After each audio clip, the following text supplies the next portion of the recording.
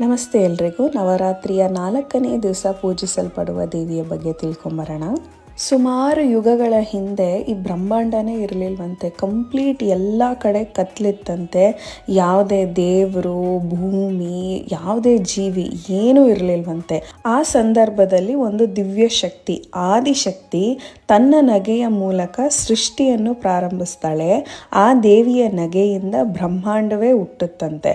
ಆ ದೇವಿಯ ಹೆಸರೇನೆ ಕುಷ್ಮಾಂಡ ದೇವಿ. ಇನ್ನು ಈ ಹೆಸರಿನ ಅರ್ಥ ತಿಳ್ಕೊಳ್ಳೋದಾದ್ರೆ, ಕು ಅಂದರೆ ತುಂಬ ಕೊಂಚ, ಉಷ್ಮ ಅಂದರೆ ಶಕ್ತಿ ಅಥವಾ ತಾಪ, ಅಂಡ ಅಂತಂದರೆ ಬ್ರಹ್ಮಾಂಡ.